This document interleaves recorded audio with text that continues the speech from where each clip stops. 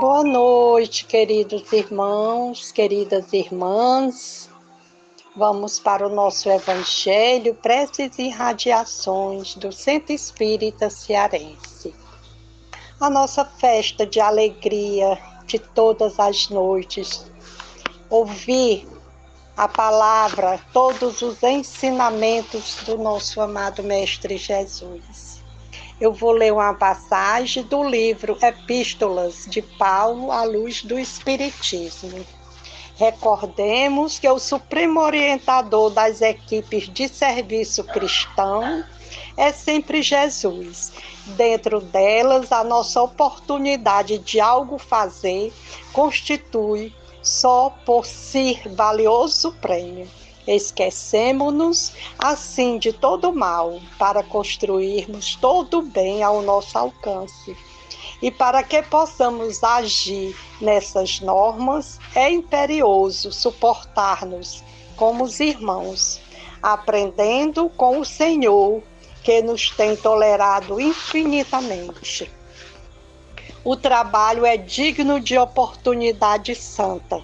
Dentro dos círculos do serviço, a atitude assumida pelo homem, honrar-lhe-á ou desonrar-lhe-á personalidade eterna perante Jesus Cristo.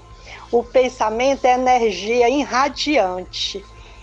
Espraiemo-lo na terra e prendemos-no-emos naturalmente ao chão. Evoluemo-lo para o alto e conquistaremos a espiritualidade sublime. Nosso espírito residirá onde projetarmos nossos pensamentos. Alicerces vivo do bem e do mal. Por isso mesmo dizia Paulo sabiamente: pensais nas coisas de cima.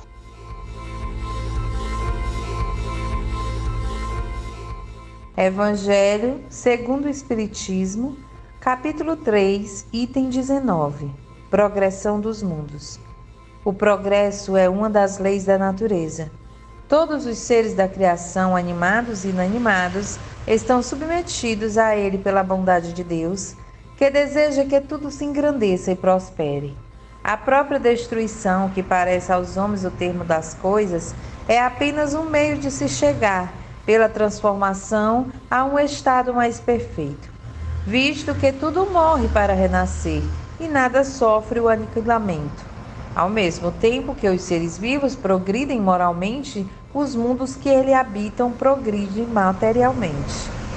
Quem pudesse acompanhar o mundo em suas diversas fases, desde o instante em que se aglomeraram os primeiros átomos destinados a constituí-lo, vê-lo ia percorrer uma escala incessantemente progressiva, mas de degraus imperceptíveis para cada geração, e a oferecer aos seus habitantes uma morada cada vez mais agradável, à medida que eles próprios avançam na estrada do progresso. Marcham assim paralelamente o progresso do homem e dos animais, seus auxiliares, o dos vegetais e o da habitação, porque nada permanece estacionário na natureza. Quão grandioso e digna é essa ideia da majestade do Criador! Quanto, ao contrário, é mesquinha e indigna do seu poder, a que concentra a sua solicitude e a sua providência no imperceptível grão de areia, que é a terra, que restringe a humanidade aos poucos homens que a habitam.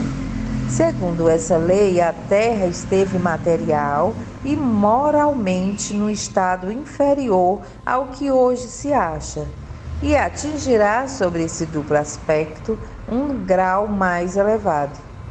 Ela chegou a um dos seus períodos de transformação, em que de mundo expiatório tornar-se-á mundo regenerador. Os homens então serão felizes na terra, porque nela reinará a lei de Deus. Santo Agostinho, Paris, 1862.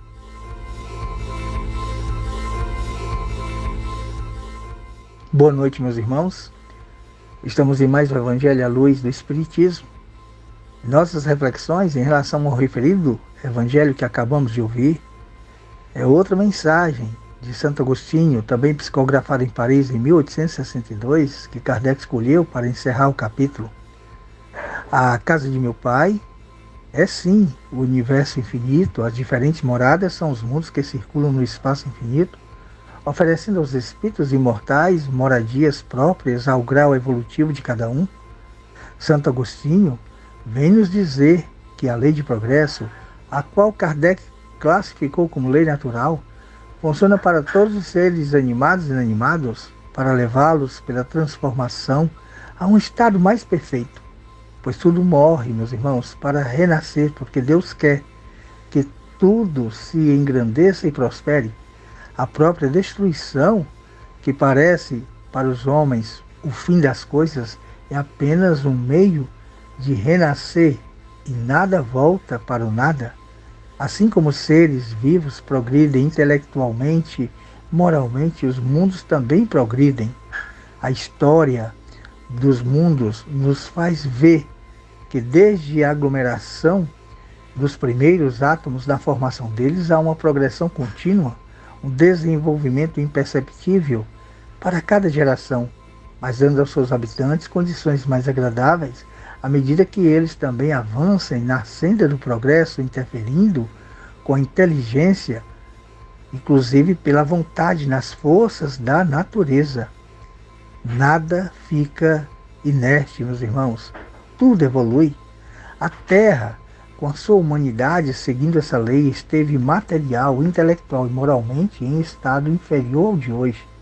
Já foi um mundo primitivo, tornou-se de expiações e provas e vai transformando-se em um mundo regenerador, onde seus habitantes se esforçarão para viver o bem numa luta sem as angústias de hoje, pela certeza que terão da existência e imortalidade do ser espiritual com todas as suas consequências de compreensão, segurança e confiança nas leis divinas. Estamos vivendo, meus irmãos, um longo período de transição, onde o mal, a violência, torna-se visível a todos, ao nosso redor ou através dos meios de comunicação. É o mal tendo que ser bem conhecido, é a exibição das feridas, do feio, do choro, para que o homem desperte de vez e use sua inteligência, sua sensibilidade, sua fé, sua vontade no esforço de erradicá-lo através do sentir o bem, pensar no bem, fazer somente o bem, e não através do mesmo mal, da mesma violência. Vivemos uma época, talvez em aspectos diferentes, mas que se assemelham aos tempos dos primeiros 100 anos do cristianismo. Época de mudanças marcadas nas ideias dominantes até então, quando os seguidores de Jesus se doaram para a divulgação através da palavra, da vivência da Boa Nova que Jesus trouxe. Hoje, a grande maioria dos homens sente necessidade de conhecer o futuro, quem somos, de onde viemos, para onde vamos, e os atuais seguidores do Cristo, principalmente os espíritas, pelos esclarecimentos que possuem, têm o dever de divulgar os princípios da sua doutrina pelos meios de comunicação existente, mas principalmente pelo exemplo, pela vivência sincera da fraternidade, da tolerância, do perdão e do amor. Assim, meus irmãos, que nós vamos caminhando, seguindo sempre nos ensinamentos do Mestre Jesus. Sigamos, que assim seja.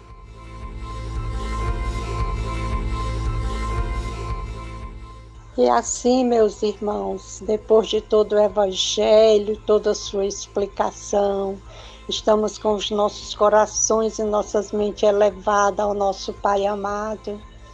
Vamos agora, desempenha tuas mínimas tarefas com caridade, desde agora. Se não encontras retribuição espiritual no domínio do entendimento, em sentido imediato, Sabes que o Pai acompanha todos os filhos devotadamente. Há pedras e espinhos. Fixa-te em Jesus e passa. A natureza costuma apresentar lindas árvores que cobrem de flores e jamais frutificam. O céu, por vezes, mostra nuvens que prometem chuva e se desfaz sem qualquer benefício à terra sedenta. As escolhas religiosas igualmente revelam grande número de demonstrações dessa ordem.